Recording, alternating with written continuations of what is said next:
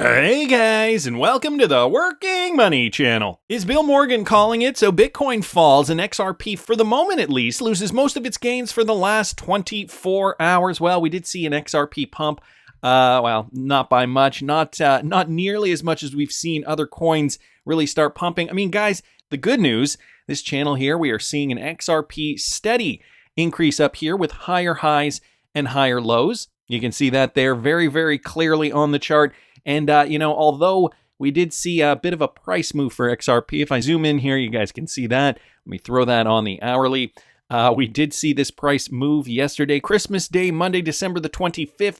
In the afternoon, we did actually see an XRP price go up to almost 65 cents, 64.8 roughly, and then came back down. So lost all those gains, as Bill Morgan is saying there. Right now, the XRP price trading in and around 62.6, give or take. So up a couple of cents, down a couple of cents. Is it moving in line with what Bitcoin is doing? Well, guys, take a look at the Bitcoin price chart now. We are now witnessing lower lows on the Bitcoin price chart, and this trend has started to cascade downwards. So this is, now going to be an interesting question of if this level of support is going to hold. I guess we still have to get through quite a bit before we get down to the $40,000 600 level, which would be this level in and around here, roughly 40,005, 40,006, give or take. As you guys can see, we are making these lower lows here on the trend. So maybe, we are moving in this direction. Maybe XRP is, feeling the pain along with Bitcoin. If we take a look at Ethereum is trending in that same direction, although many of the cryptocurrencies are in fact still trading alongside Bitcoin. We've seen the market cooling down a little bit, $1.67 trillion. That is down about 1.05% in the last 24 hours. We got the 24-hour volume, that's up actually 16.66%. Bitcoin dominance slipping a little bit down to 50.3%. We aren't seeing it really pull away, though, from alts. We've actually seen greed maintain in the 70s. It bounces a little bit from 73, 74, 75, give or take, but it is right now sitting at 73. You guys can see in the last 24 hours, Bitcoin is actually down 1.96%. Ethereum is down 1.74%. We got coins like Solana, that is actually up in the last 24 hours, 1.25%. BNB coin has seen a resurgence too in the last 24 hours, 13.64%. We've got XRP down 1.66%. And, the rest of the cryptocurrencies in the space, a mixed bag, really, up and down in the last 24 hours. We are seeing some of these coins pop, like Near, like Uni, has done really well as well. There's lots of coins here in the space that are waking up, and I'm noticing my $10,000 plus Patreon portfolio is accumulating slowly but surely. Some of those coins have really ramped up. Some of them are still sleeping giants. So if you guys are interested in seeing what I'm trading at, patreon.com/workingmoneychannel, for only $5 a month, I'm going to be letting you guys know when I'm trading these cryptos, my sell targets, when I'm going to be getting out of my XRP, a portion of my XRP, how much that's going to be, and all those coins in between. And some of these coins you might already know about. Others may be, maybe a bit of a surprise to you. Anyway, patreon.com/workingmoneychannel, because, diversification in this market, if I've learned anything, it is that I don't want to put all my eggs in one basket. I was holding a heavy percentage of XRP in the last bull run, and I do not regret that. I still hold a large portion of XRP. That is my main holding. But guys, this time around, I want to cash out for mega profits. So I'm looking at other coins that could possibly still 20, 50, maybe 100x in the coming 12 months or so. So I'm going to be paying close attention to many of these cryptocurrencies still, guys. This is still just the beginning. So for those seeing their portfolios really pop because you got into one or maybe two altcoins that are popping right now, guys, this is just the beginning. And if this is your first bull run, your first full cycle, there is still a lot more to come. As you guys can see, Solana has been doing quite well too. Solana was one of those coins that I was really on the fence about, but I'm glad I did end up purchasing this particular coin. I know there's been a lot of debate about whether it's manipulated or whatever. At the end of the day, do I care? Not really. From the bottom, it's up 1,357%. Now, I did not get in there, so my Solana position's actually up just about 330%. Nevertheless, I am not complaining one bit. Moving into 2024, now that we're holding our positions, the majority of them at least, now we have to look at other factors, other metrics.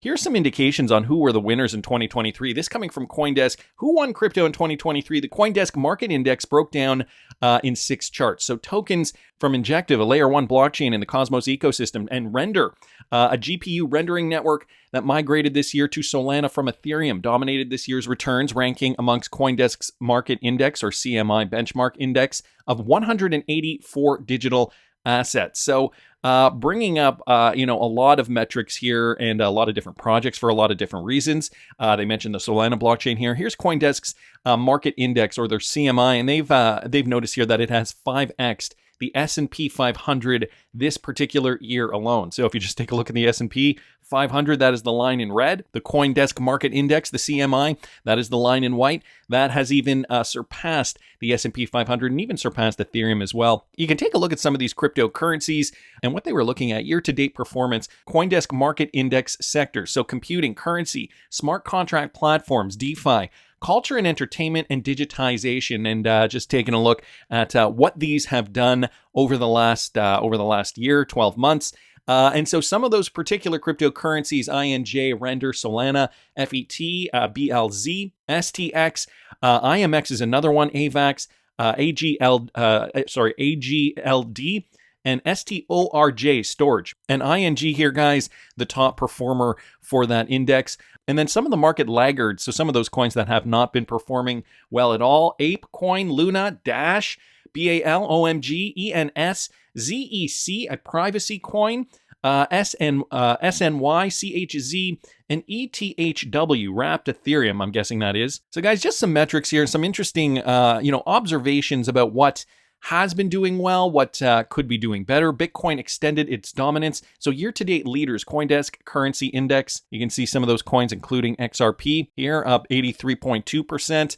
And the CoinDesk Smart Contract Platform sector, so looking at smart contracts as well. Again, I will link all this in the description. I know I'm just kind of whipping through it right now. But here's the question I think is on all of our minds. What will happen in crypto in 2024? So what is to happen next? Check out our 2024 predictions for blockchain tech here.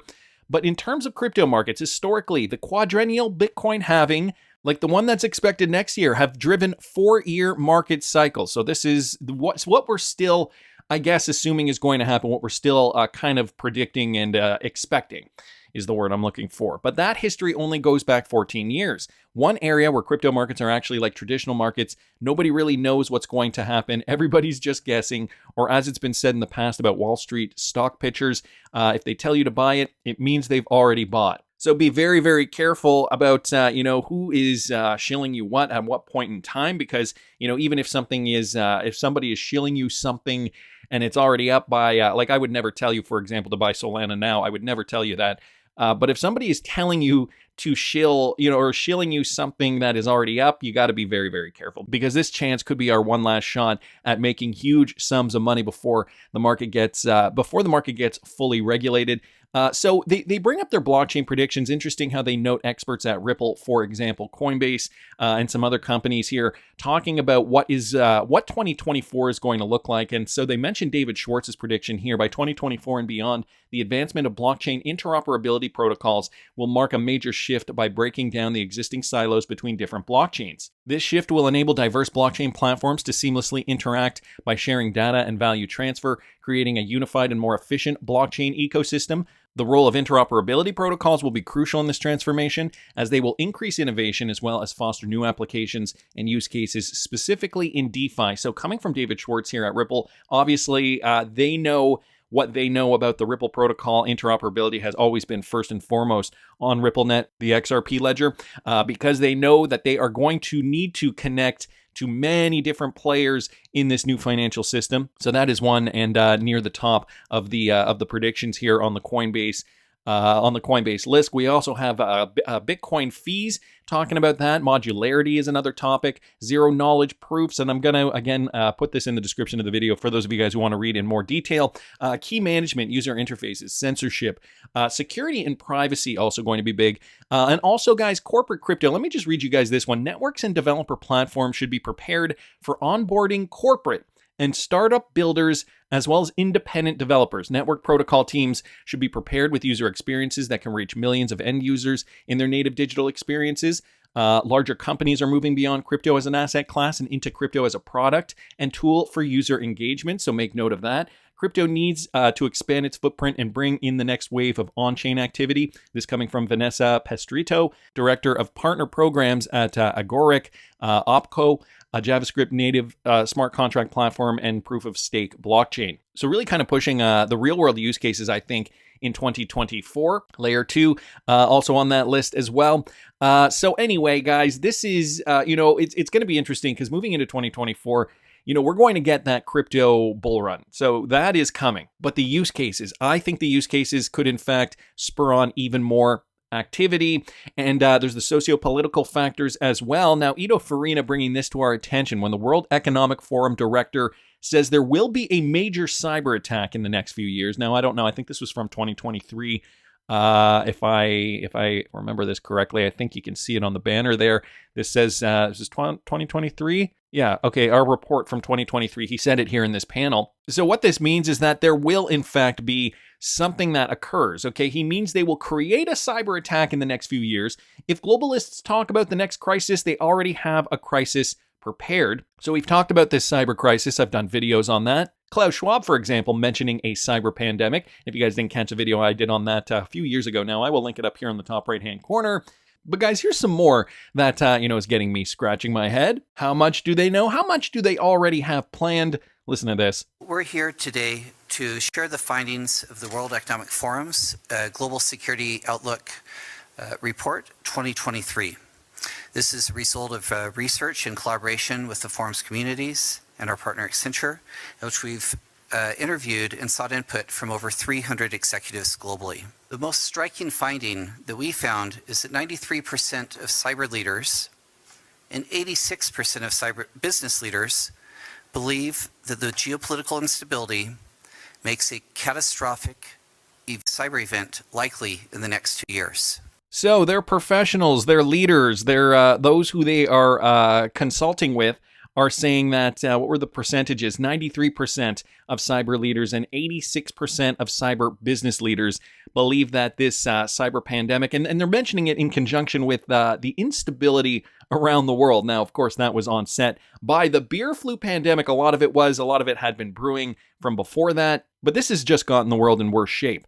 Hyperinflation, for example, in many Western countries that aren't used to doing without, in some ways. So, this is really kind of, it's coming to a boiling point, and this is exactly what they want. So I wanted to thank Ito Farina for pointing that out. Also wanted to mention this from Michael Branch. Government can freeze now and confiscate unexplained wealth at will. These are new rules that are passing in the EU. So the European Union, their negotiators have agreed on rules for new legislation that will allow governments to freeze and confiscate so-called unexplained wealth that's believed to be connected to criminal activities. Council members have agreed on mandatory rules for the tracing, identification, freezing, confiscation, and management of assets deemed as criminal property in an enhanced effort to fight organized crime, the EU says in a new press release. The Council says that in the newly agreed upon text, EU member states must take sprawling measures to enable the freezing of property in order to ensure an eventual confiscation and to allow for a final conviction in the event of a criminal offense. Guys, here's a quote down here.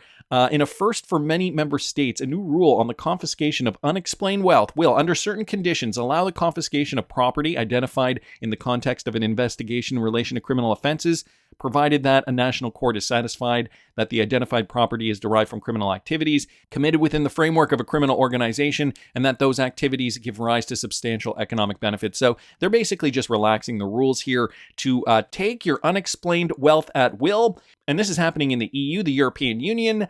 Who's to say, though, that this will not catch on in other Western countries? I don't know. Australia, New Zealand, Canada, the United States, dare I say. It's a little bit out of time, guys. They're going to keep chipping away.